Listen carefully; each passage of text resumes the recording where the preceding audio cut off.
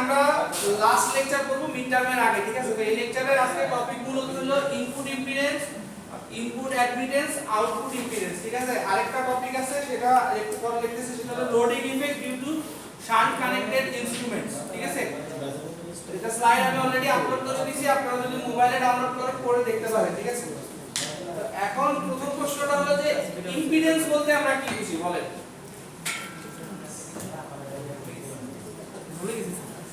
এটা আপনারা circuit 1 global রেগুলারে কিন্তু পড়ছেন, হ্যাঁ ছোটবেলায় পড়ছেন, সার্কিট 1 2 তে পড়ছেন, এই যে থেভেনিন আছে, নর্টন আছে, ওখানে এগুলো পড়ছেন। না, ট্রান্সমিশন ডিস্ট্রিবিউশনে নাই, এটা শুধু এই সার্কিট 1 2 তেই পড়ছেন আপনারা, যে ইম্পিডেন্স কি জিনিস, ওখানে ইন্ডাক্টেন্স ছিল, ক্যাপাসিটেন্স ছিল, এগুলো ছিল, এগুলো পড়ছেন আপনারা ছোটবেলায় হোক আর বড়বেলায় হোক, যেটা পড়ছেন। একটু চিন্তা করেন কি হয়।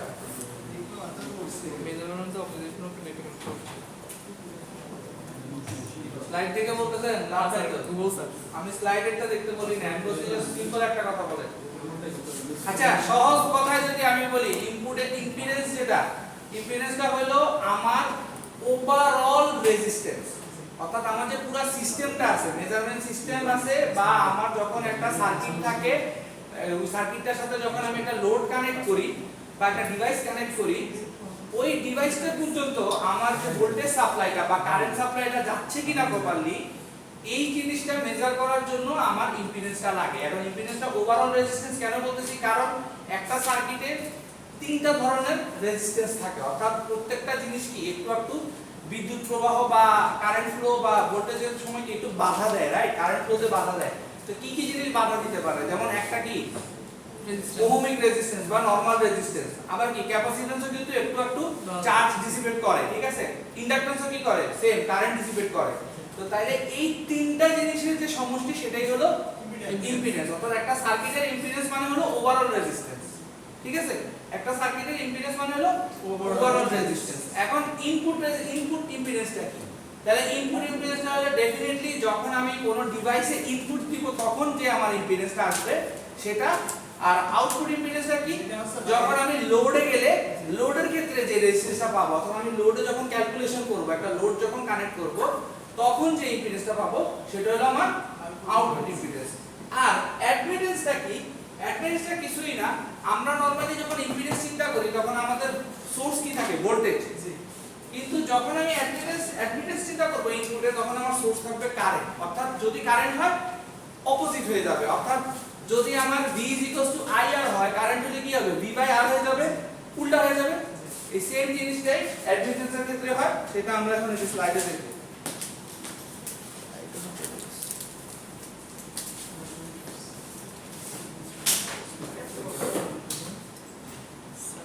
ওরে ডাক করতে দিন না,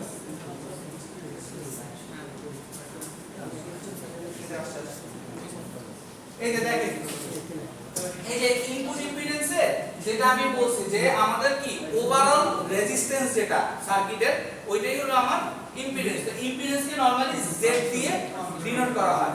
তো তাহলে আমি নরমালি কি জানি? V কি IR, তাহলে R কি আসে আমার? V/R।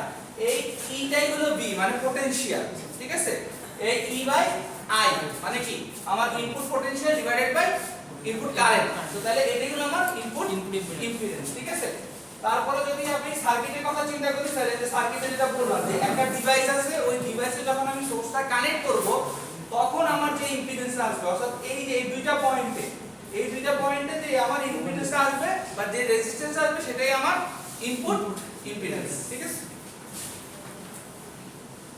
তারপরে আমাদের ইনপুট অ্যাডমিটেন্স, আমি যেটা বললাম জাস্ট কিছুই না, আপনারা যদি ভালো করে খেয়াল করেন, এখানে কি ছিল? ভোল্টেজ সোর্স, আর এখানে হ্যাঁ আছে, এখানে কি ছিল?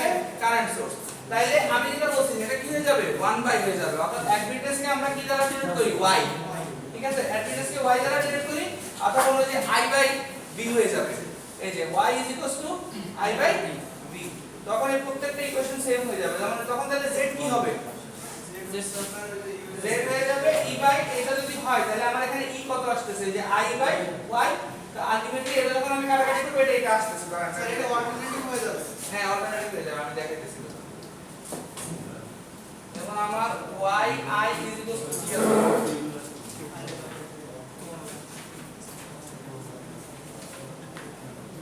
এটা ইকুয়ালস টু আছে আমরা I বাই E, ঠিক আছে। তাহলে আমার এখন যদি আমি z ক্যালকুলেট করি, তো z ক্যালকুলেট করতে গেলে আমার কি আসে E বাই এটা আসছে, রাইট।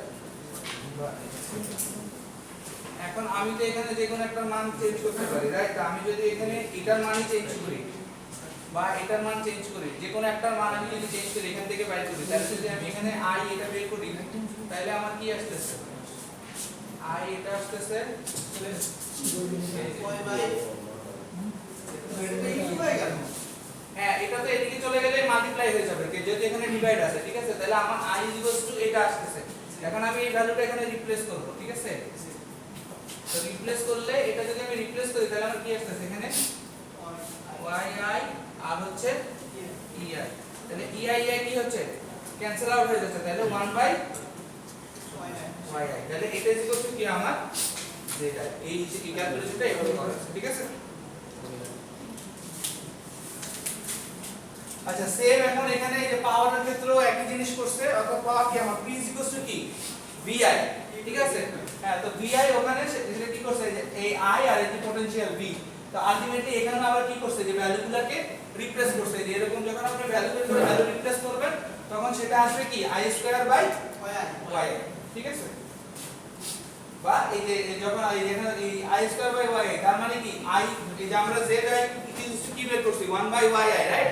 তো এটা যখন আপনি রিপ্লেস করবেন তাহলে কি হয়ে যাবে i² আর zi ইম্পিডেন্স হয়ে গেছে। তো অ্যাডমিটেন্স আর কিছুই না, যখন আমার সোর্সটা কারেন্ট হবে তখন যা ক্যালকুলেশন হবে সেটাই হলো ইনপুট অ্যাডমিটেন্স, অর্থাৎ তখন যে রেজিস্ট্যান্সটা বা তখন যে বাধাটা আমি পাবো সেটা হলো আমার ইনপুট অ্যাডমিটেন্স, আর ভোল্টেজ সোর্স হলে তখন আমার সেটা হয়ে যাবে ইনপুট ইম্পিডেন্স, ঠিক আছে।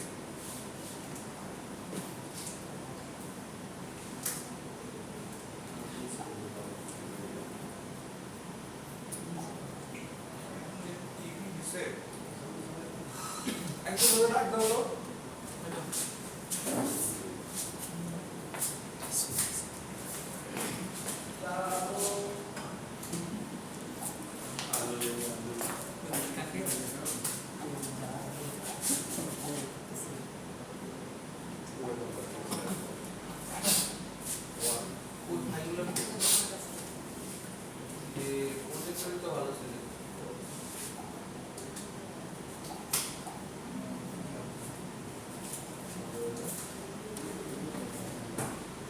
ভিডিও কি অন করছিলেন?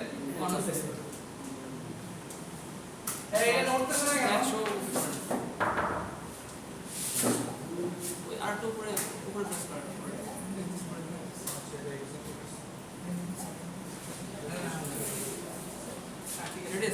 আচ্ছা এখন এই যে আউটপুট ইম্পিডেন্স, ঠিক আছে।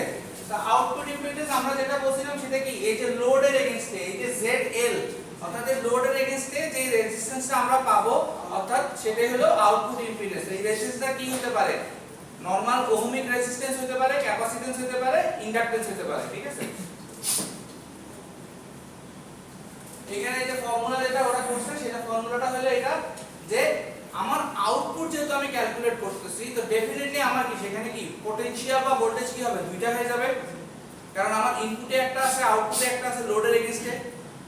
এর আগে কেন হয় না, কারণ ওখানে আমি ডাইরেক্টলি কি হইছে ইনপুট দিচ্ছি, ডাইরেক্টলি যে কোনো ডিভাইসে আমি কানেক্ট করতেছি, কিন্তু এখানে তো আমার অলরেডি পুরো সার্কিটটাতে কি কন্টিনিউ হইতেছে, হ্যাঁ সার্কিটটাতে অলরেডি কারেন্ট ফ্লো হচ্ছে, ফ্লো হয়ে লাস্টে গিয়ে যখন আমি আউটপুট পাবো আউটপুটে কিন্তু আমি একটা ভোল্টেজ পাবো, কিন্তু এর আগে তো আমার ইনপুটে কিন্তু কোনো ফ্লো ছিল না, ইনপুটে জাস্ট আমি ডাইরেক্ট কানেকশন দিছি।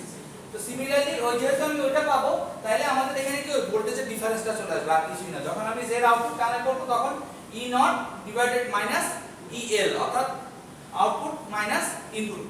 তো এই জিনিসটা এখানে লেখা হয়েছে যে E নট হলো voltage appearing across the output terminals of the device when the load is not connected, অর্থাৎ লোড যখন কানেক্ট থাকবে না তখন যে ভোল্টেজটা সেটা হলো E নট, আর যখন ভোল্টেজটা লোডটা কানেক্টেড থাকবে তখন তো ভোল্টেজ হলো EL। বাস তো সেম এই যেখানে পাওয়ারের ক্যালকুলেশন সেম ওই যে VI, ওই V টা এটা, এই যে I এটা, যেখানে এটাকে রিপ্লেস করতে হলো ইম্পিডেন্স দিয়ে, অর্থাৎ পাওয়ারের আমরা একটা ইকুয়েশন কি জানি P I²R ওইটি। ঠিক আছে, এখন হলো এই টপিকটা, এটা অনেক ইম্পর্টেন্ট একটা টপিক, ঠিক আছে। আমি কিন্তু স্লাইড নাম্বার বলছি 6 থেকে 9, এটা অনেক ইম্পর্টেন্ট টপিক। তো এখানে যদি এই স্লাইডগুলো পড়েন কিছু বেসিক জিনিস আছে, আমিও হিন্টস দিব, আপনারা যদি হিন্টস ক্যাচ করতে পারেন পরীক্ষার প্রশ্নটা বুঝে যাবেন, অ্যানসার করতে পারবেন। ঠিক আছে? তো এখানে যেটা বলা হয়েছে, ঠিক আছে, এখানে বলা হয়েছে loading effect due to shunt connected individual. Shunt মানে কি বলেন? কেউ জানেন শান্ট কানেকশন মানে কি? Parallel connection. কে বলছেন? আপনার নামটা বললেন আমাকে ক্লাসের পরে। এগুলা কিন্তু বেসিক কোশ্চেন, ঠিক আছে? এই যে শান্ট কানেকশন মানে হলো প্যারালাল, এটা কিন্তু একবারে সিম্পল জানার কথা। যে ফ্যাক্টরিতে কাজ করেন বা যেখানেই করেন, যে সার্কিট ডিজাইন করেন তারও জানার কথা।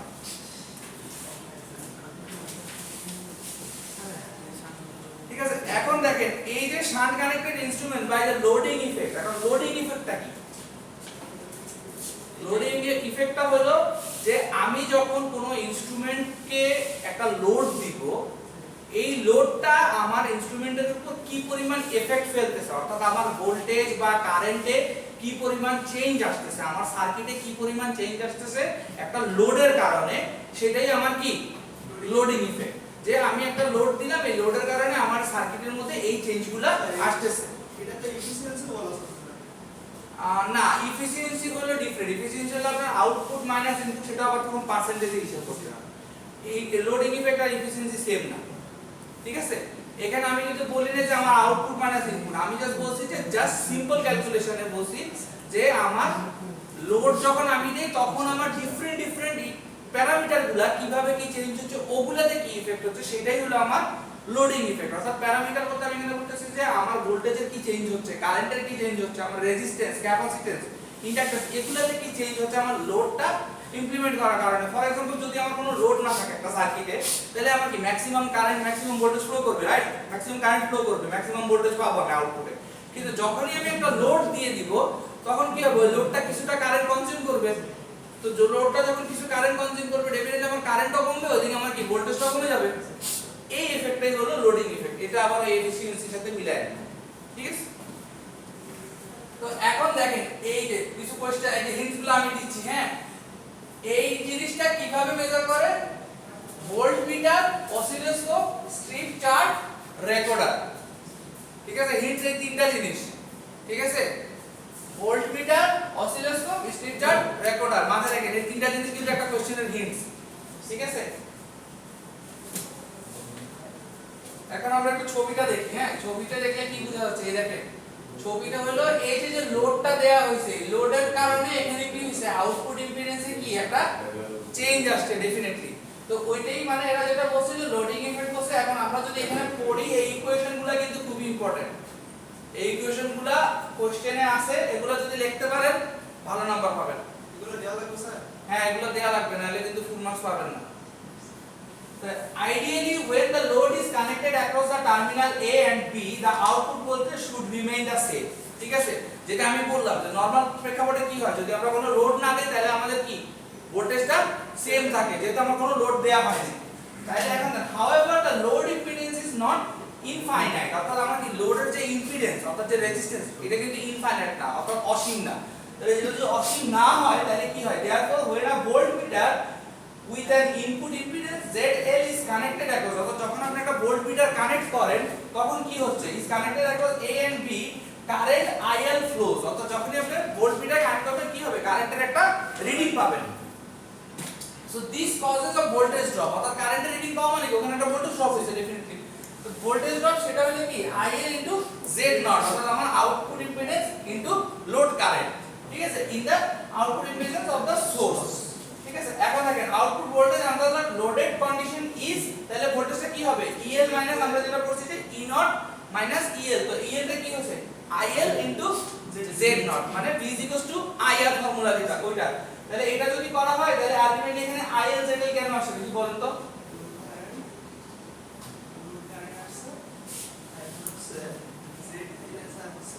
আউটপুট কারেন্ট মানে লোড মনে হয়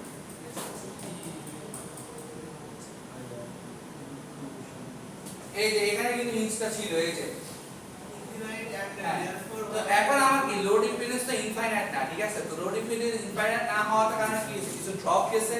তো ড্রপ গেলে আলটিমেটলি আমার কি এই ভোল্টেজটা তো আমি ইগনোর করতে পারি, রাইট?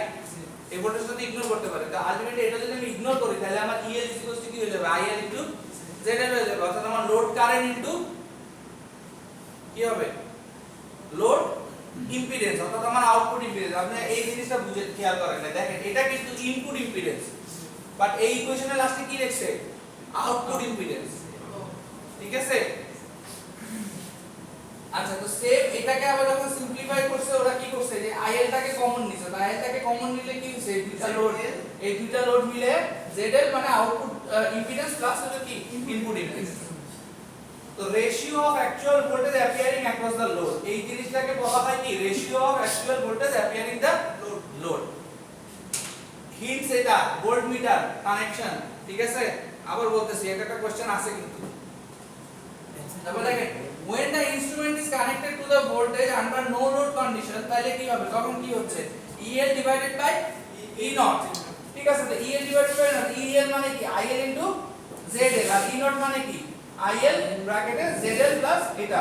তাহলে এই দুটো বসাই দিলে আমার কি হচ্ছে, IL কি ক্যান্সেল আউট হয়ে যাচ্ছে, IL ক্যান্সেল আউট হয়ে গেলে কি থাকে, এখানে 1/Z0 ডিভাইডেড বাই ZL। এটা কিভাবে বসে বলেন তো, কেউ একজন এটা সলভ করতে পারবেন বোর্ডে? এই ইকুয়েশনটা কিভাবে আসছে বলেন তো?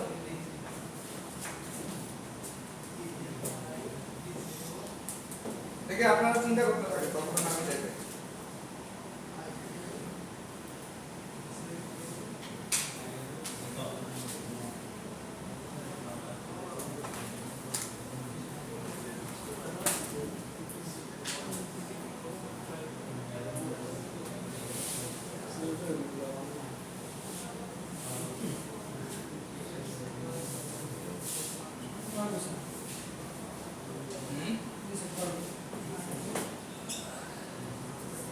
বলা দেখেন কেমনে কি হইছে বলেন।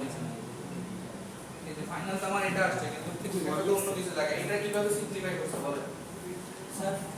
এই যে এই ইকুয়েশন কিভাবে স্যার ZL কে ভাগ দিতেছে। হ্যাঁ যেটা যেটা ভালো ভেরি গুড, আপনার নামটা বলবেন। ঠিক আছে, না এগুলা লাস্টে দিয়ে বলবেন, এটা বোনাস মার্ক পাবে। কারণ আমার ক্লাসে যারা রেসপন্স করবে তাদেরকে আমি হেল্প করব, কিন্তু যারা রেসপন্স করবে না, কিছু পারবে না, ওদেরকে আসলে আমার সাহায্য করার মতো কিছু নাই, সত্যি কথা বলছি। ঠিক আছে, ZL দিয়ে ভাগ দিলে আমার ইকুয়েশনটা কি হবে, সিম্পলিফাই হয়ে যাবে। সিম্পলিফাই হয়ে আলটিমেটলি আমার এখানে কি আসতেছে 1, আর এখানে যেহেতু ZL দিয়ে ভাগ দিছে 1 প্লাস ZL দিয়ে গুণ হচ্ছে এটা। ঠিক আছে, এখন আমরা পরের স্লাইড দেখাই। এখন দেখেন thus the voltage is measured is modified both phase and magnitude। অর্থাৎ কি বলছে, যে কোনো ফেজে আর ম্যাগনিটিউডে কি হয়, ভোল্টেজটা মডিফিকেশন হয়েছে। অর্থাৎ ফেজ মানে কি, 2 ফেজ 3 ফেজ কানেকশন, আর ম্যাগনিটিউড মানে কি, ভ্যালুটা।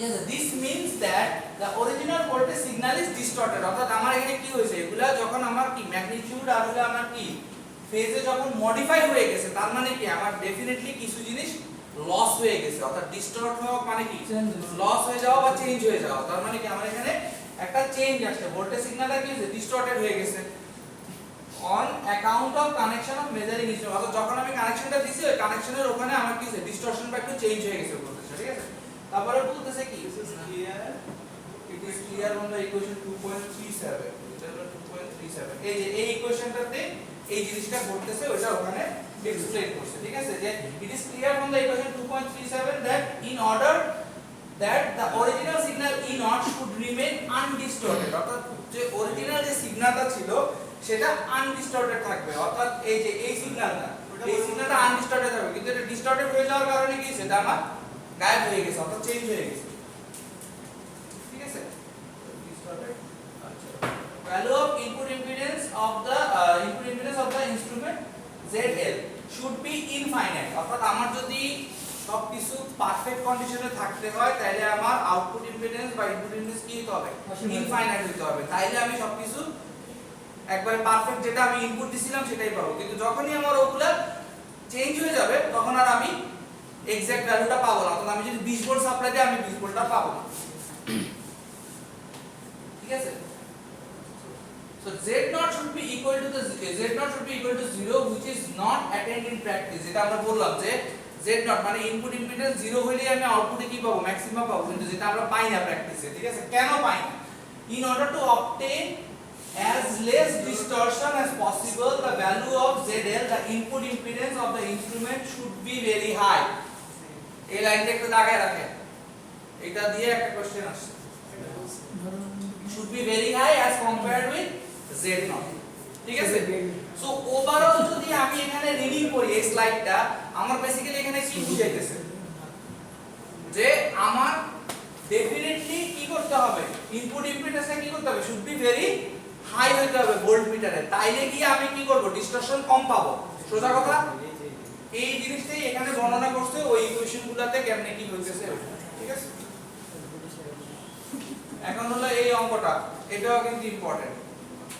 ঠিক আছে, এই অঙ্কটা দেখেন, এই অঙ্কটার মধ্যে এই অঙ্কটা, আচ্ছা থেভনিন কার কার মনে আছে?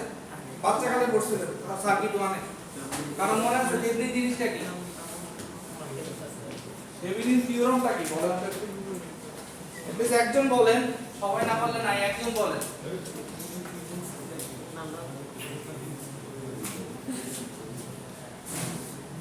এখন সার্কিট 1 পড়ানো লাগবে, যেটা বের করতে হবে সেটা আলাদা করে বলতে হবে। কাছাকাছি গেছেন বাট আরেকটু ডিটেইলসে যান, কারণ এইভাবে বললে তো এটা হচ্ছে ম্যানেজমেন্টের স্টুডেন্টের অ্যানসার হয়ে গেল, এটা ইঞ্জিনিয়ারের অ্যানসার হয় না। কাছাকাছি গেছেন, হ্যাঁ ঝাপসা হয়ে গেছে। কাছাকাছি গেছেন কিন্তু আপনি বলেন। আচ্ছা থেভনিনটা আগে একটু ইয়া করি, হ্যাঁ রিকল করি, থেভনিনটা রিকল করি। থেভনিনটা হলো কিছুই না, ধরেন আমার একটা সার্কিট আছে, ঠিক আছে,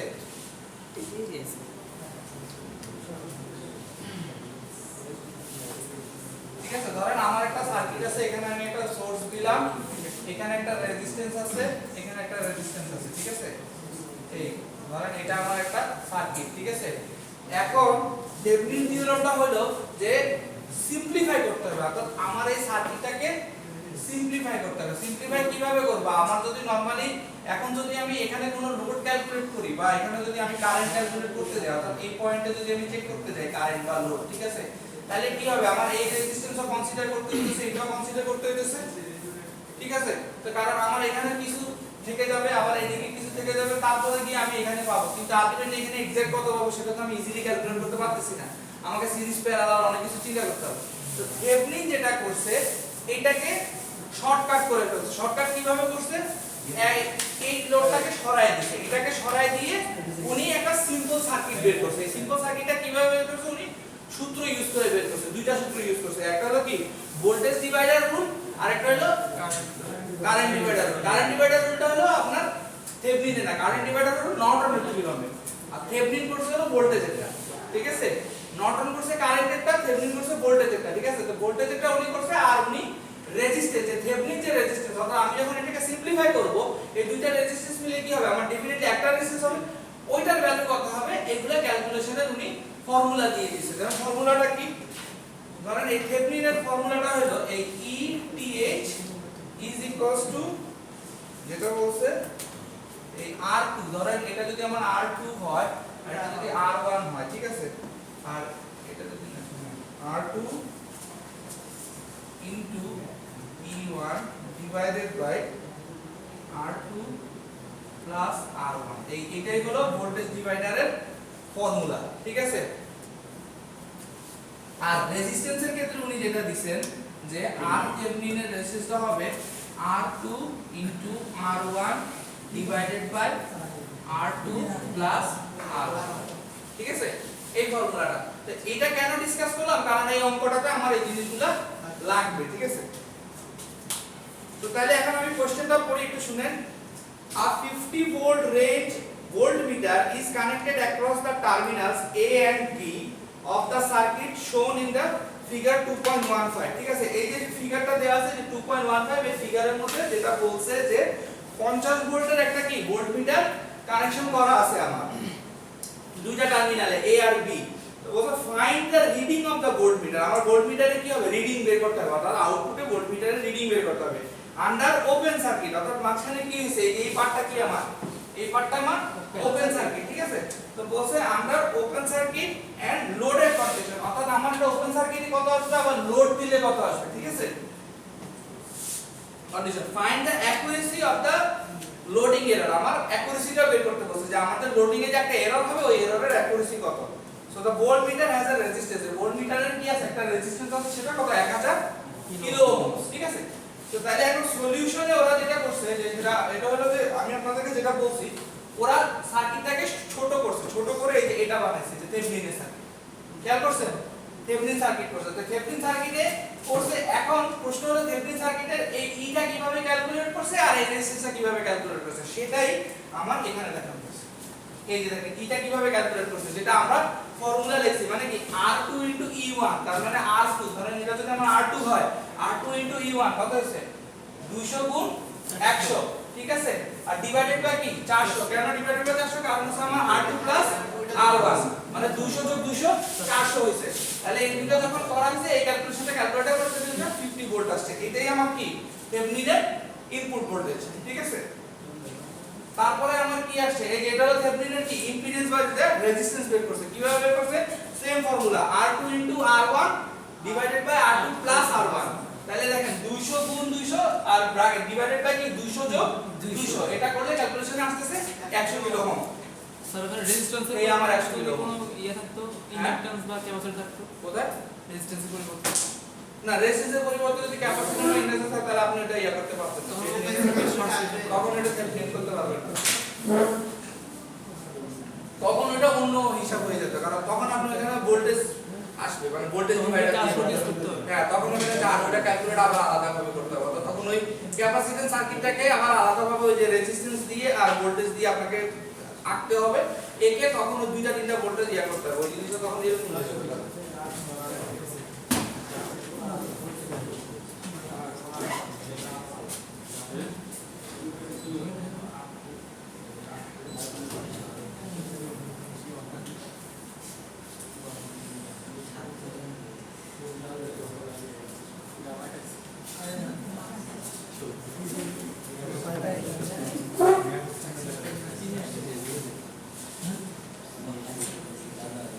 আপনি যেটা বলছেন আপনারটা হলে যে সার্কিটটা যদি এরকম হতো, ঠিক আছে, না তখন আলটিমেটলি আপনাকে আবার ইয়া করতে হতো, তখন আপনাকে এই পার্টটাকে আবার ভাঙতে হতো, এই পার্টটাকে ভাঙতে হতো বলতে যখন এই পার্টটাকে এইভাবে ভাঙতে হতো, ধরেন এখানে একটা ভোল্টেজ সোর্স আর এখানে একটা ধরেন রেজিস্ট্যান্স, এইটাকে আপনাকে এইভাবে আঁকতে হতো যে এইটাকে এটাতে কনভার্ট করে তখন আপনার যেটা আসতো তখন জিনিসটা হয়ে যেত এরকম হয়ে যেত, তখন এই যে দুইটা ভোল্টেজ সোর্স চলে আসতো আমার এখানে এইভাবে, এখন তখন দুইটা ভোল্টেজ সোর্স এখানে একটা রেজিস্ট্যান্স, তখন সার্কিটটা এরকম হয়ে যেত, ঠিক আছে।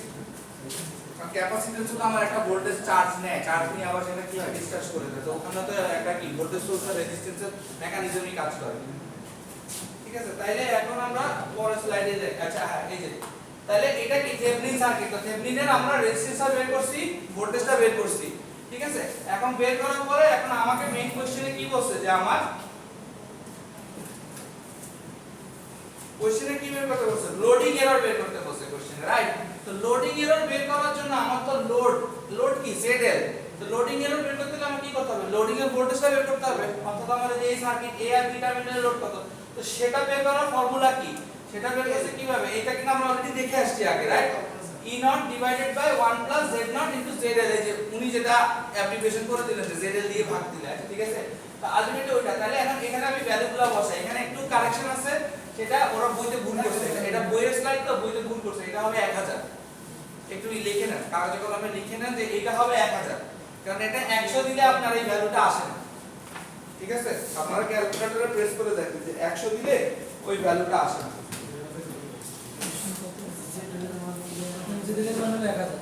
হ্যাঁ, এই ZL এর মান 1000, এই যে ZL 1000 কিন্তু ওরা লেখছে কত 100, তো এটা একটু ভুল আছে, ঠিক আছে। এখানে যে দেওয়া হয়েছে ফর্মুলাটা এটা অনুপাতে বোঝা যাচ্ছে যে ZL লোড, হ্যাঁ আপনার 1000 কিলো ওহম দেওয়া আছে, ওরা তো ভুল করছে, আর এই যে এখানে আপনি নিচে যেভাবে করছে আমার হ্যাঁ এটা ভুল করছে, ঠিক আছে স্যার। তাহলে এখন এই যে লোডিং এরর আর হলো যে আপনি যেটা বলছেন যে এফিশিয়েন্সি, এই দুইটা জিনিস সেম, তাহলে এই দুইটা জিনিস সেম কেন, এটা কিভাবে বের করা, লোডিং এরর বের করা হলো output minus input input divided by input. কিন্তু ইনপুট আসে ইনপুট আসার আগে স্যার ওখানে যে দিকে গুণ থাকে না কোথায়? ওই যে 100 আছে না হ্যাঁ এটা 100, এটা তো হলো আপনার পার্সেন্টেজে বের করে। যখন আপনি পার্সেন্টেজে বের করেন তখন তো জিনিসটা এরকম হয় না। তখন তো জিনিসটা এরকম হয় যে ধরেন আপনার এখানে যদি আমি দেখাই স্যার পাই পেঁচা হয়ে গেছে। এটা হলো যে আউটপুট তেরো হয়ে গেল না? আউটপুট মাইনাস ইনপুট, ঠিক আছে, ডিভাইডেড বাই ইনপুট, দেন আপনার ইনটু 100 হলে আমার পার্সেন্টেজ অফ এররটা বের হবে। এটা হলো ফর্মুলা। কার্যকরটা দেখুন হ্যাঁ, আলটিমেটলি ওরা ওটাই করছে যে আমার আউটপুট ভোল্টেজটা যেটা আসছে ওইটা মাইনাস ইনপুট দিছে, এটা তো input right, divided by input into 100। তাহলে এখানে যেটা হইছে নেগেটিভ আসছে, তো নেগেটিভটাকে ওরা অ্যাবসলিউট ভ্যালুটা ক্যালকুলেট করছে। নরমালি আমরা এররের ক্ষেত্রে অ্যাবসলিউট ভ্যালুটা নেই, বা আমরা এররটা কি বলি, এর আগের ক্লাসে আমরা শিখছি যে প্লাস মাইনাস বলি, রাইট, যে বাম দিকে যাবে নালে ডান দিকে যাবে, অথবা উপরে নিচে হবে আমার এররটা। হ্যাঁ, তো তাইলে এখন তো যদি আমার এরর এটা আসে তাহলে অ্যাকুরেসি কি হবে, ডেফিনেটলি 100 মাইনাস এটা, তাহলে আমার অ্যাকুরেসি হচ্ছে 90%। এখন পরীক্ষায় যদি এই অঙ্কটা দেই পারবেন? ইনশাআল্লাহ ইনশাআল্লাহ। হ্যাঁ, শুধু ফর্মুলা মনে থাকলে হবে স্যার। তাহলে একটু কাজ করেন, এখানে ভ্যালু চেঞ্জ করে দিলাম, ধরেন এখানে 400 এখানে 400, সমস্যা নাই। করেন করেন 1000 দিলে কোনো ব্যাপার না করেন, এখনই করেন, 400 দিলাম, করেন তাড়াতাড়ি ভ্যালু এখনই করেন, তো কত দিল ভাই? 400 400 400 হ্যাঁ 200 টাকা 400 দিয়ে করেন। কোন জায়গায়